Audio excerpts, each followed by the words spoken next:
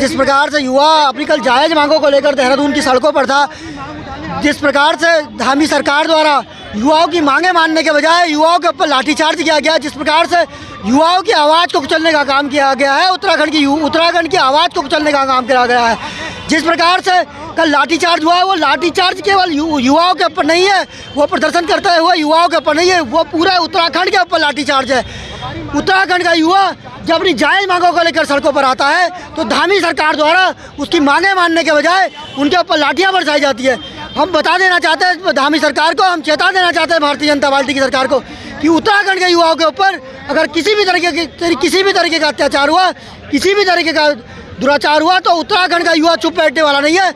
उत्तराखंड का युवा स्वयं का नेतृत्व खुद कर सड़कों पर उतरेगा और जिस प्रकार से आपको सत्ता में बैठाया है उसी प्रकार से सत्ता से हटा भी सकता है। 2016 में असिस्टेंट इंजीनियर का एग्ज़ाम हुआ था, 2017 में मैं पास आउट हूँ, आज 2017 से 2023 हो गया है। अभी मेरे ख्याल से पिछले साल असिस्टेंट इंजीनियर का एग्ज़ाम हुआ था जिसमें 4 दिन मेरे वेस्ट गए हैं।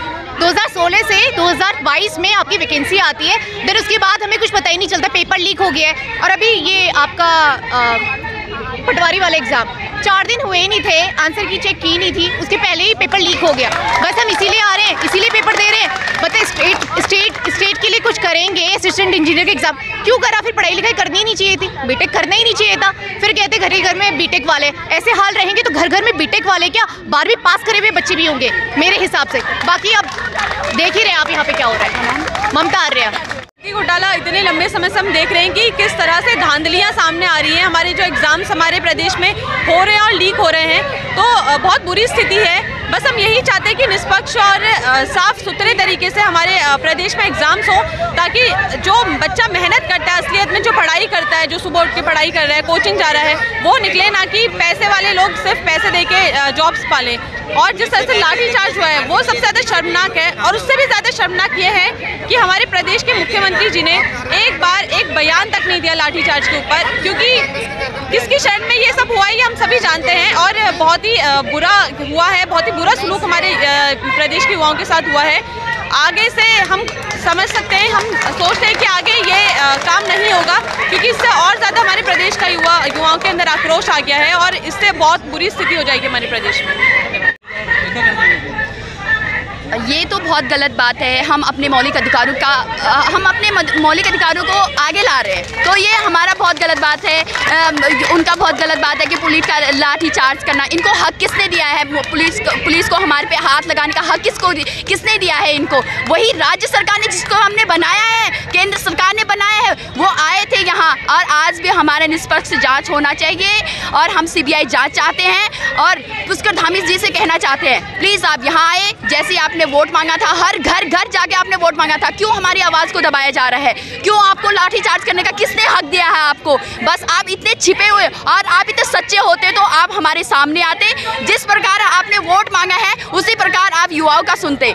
लेकिन आपने बहुत गलत बात किया है। जो हमारे भाई बहनों का वहाँ पे देहरादून में इतना आंदोलन कर रहे हैं, उन पर लाठी चार्ज किया है और पुलिस ने दारू वारू पी के नशे वशे में लड़कियों पे हाथ चलाया है। ये बहुत गलत बात है। हम आपसे यही रिक्वेस्ट करना चाहते हैं, हम केंद्र सरकार तक जाएंगे। ये आवाज़ केंद्र सरकार, ये पूरी हल्द्वानी नहीं है, अभी हल्द्वानी नहीं आया है पूरा।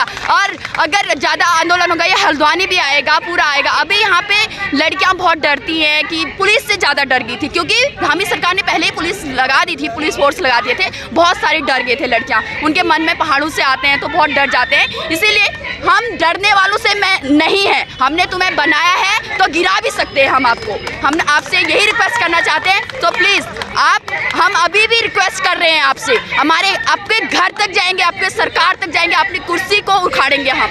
यही मेरा नाम ज्योति साहब। देखिए, ये सरकार ने जो लाठी चलाई है वो युवाओं पे नहीं, अपनी किस्मत पे चलाई है। एक तरफ तो आप भर्ती घोटाले रोक नहीं पा रहे हैं और दूसरी तरफ युवा अपना अधिकार मांगने आ रहा है, अपना हक मांगने आ रहा है, तो आप उसे लाठी डंडे मार के भगाना चाह रहे हैं। ये 21वीं सदी का युवा है, ये अपना हक छीन कर लेना जानता है। ये गांधी जी के देश का युवा है, ये भगत सिंह के देश का युवा है। ये अपनी लड़ाई लड़ेगा और मांगेगा। क्या युवा गलत क्या मांग रहा है? वो यही तो चाह रहा है कि सीबीआई की जांच हो। सीबीआई की जांच क्यों नहीं हो सकती? क्योंकि आपके चंद को सफ़ेद पोश उसमें फंस जाएंगे। क्या चाहते हैं आप? उत्तराखंड किस ओर बढ़ रहा है? एक तरफ तो आप कहते हैं कि पलायन बढ़ रहा है, एक तरफ आप लोगों को रोजगार नहीं दे पा रहे हैं और गरीब पहाड़ का बच्चा, गरीब बच्चा जो यहाँ पर आके उसके घर वाले लोन ले रहे हैं, सेविंग्स ले रहे हैं कि बच्चा पढ़ेगा और नौकरी पे लगेगा, और दूसरी तरफ उसे पता चल रहा है कि ये तो पेपर बिक जा रहा है। तो ऐसे में हमारे पहाड़ का युवा क्या करेगा? जो यहाँ अच्छा ऑफिसर बन सकता है वो वहाँ जाके 8-10 हज़ार की नौकरी कर रहा है, अन्य राज्यों में बर्तन मांजने को मजबूर है। क्या करेगा उत्तराखंड का युवा? मेरा नाम राहुल पंत है।